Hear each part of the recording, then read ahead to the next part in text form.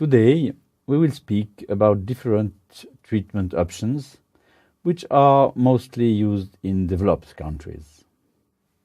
These are incineration, mechanical biological treatment, and refuse-derived fuel.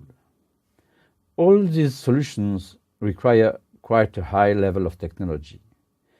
Generally and historically, these solutions were developed with the following objectives. Firstly, the necessity of reducing the quantities of waste which have to be stored in landfill, generally due to the difficulty of finding places for a new landfill for new volume in the neighborhood of big cities. Secondly, for the willingness to use the value of material or of the energy from the waste. And thirdly, for the willingness of reducing the long-term impact on the environment. Incineration allows to use the waste calorific content to create a big heat production, which can be used for electricity production and, in cold countries, for warming the city buildings through an underground heating system. The waste calorific content is strongly varying with the waste characteristics and especially of the plastic and paper content. Generally, richer are the inhabitants, more waste they are producing, and higher is the calorific value of the waste. Incineration is transforming the waste in two main flows: the smoke, or flue gas, and the ashes, where all the heavy metal and acid gas will be concentrated. The slags, which represent some 22% of the initial waste weight, and which have to be landfilled after to have recuperated iron and aluminium. Without treatment, the smoke would strongly pollute the air and the environment with acid and heavy metals. For this reason, the gas treatment is a very important part of the incineration process.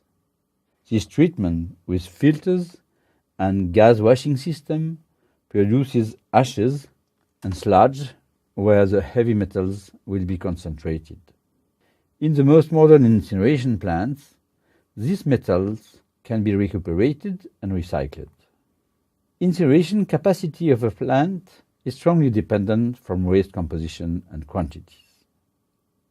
The investment cost of an incineration plant is very high, and the financial cost represents approximately $50 to $100 per ton. In total, the global cost of an incineration represents some $100 to $200 per ton, which is a very high cost for most of the development countries. In this example, we can show that the revenue of the energy production only represents some 15% of the total cost.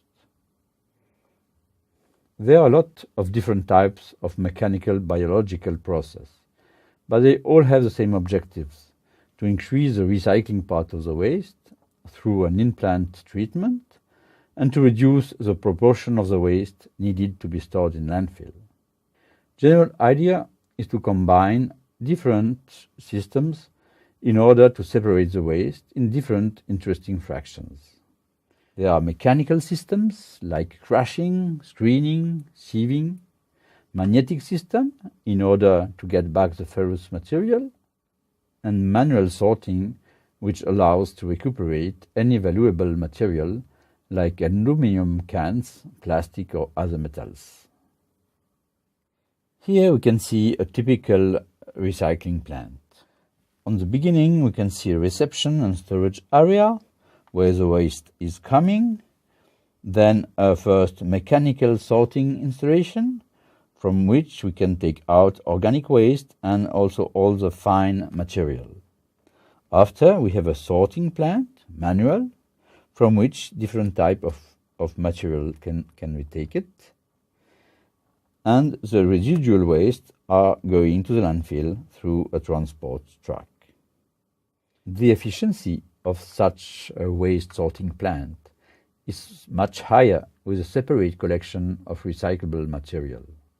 It's not so efficient to treat 100% of the waste in order to separate only 5 to 15% of the waste. It's much better to have a separate collection and then to organize the sorting of good quality recycled material. For that, it is better to have a separate collection through a door-to-door system, or better, with specific collection points where people can bring their recyclable waste in the city. In this case, the recycled material will be of much better quality and will have a better value on the market. But anyway, it is important to notice that experience shows that the collection, treatment, and transport of recycled material is not covered by the selling price of the recycled material. Recycling in plant is an additional cost for the municipality. If the organic fraction is not collected separately at source, the sorting and recycling of the organic material from the waste in a sorting plant is not recommended. The reason is that the organic fraction will be contaminated by the fine element of the waste, where are concentrated the main pollutants like heavy metals. Mechanical treatment is also very much used for the separation and recycling of the construction waste.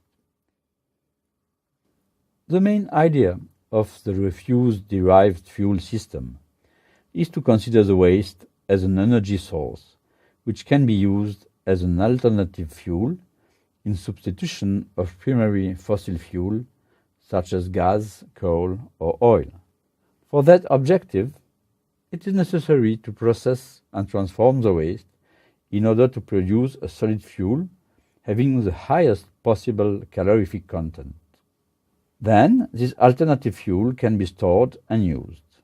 Most common user is the cement industry.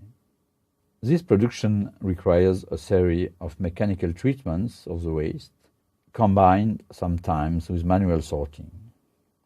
Then we have concentrate all the most interesting part of the waste with the maximum calorific value, like plastic, papers, cardboards, and this goes through a shredder to be prepared for the storage.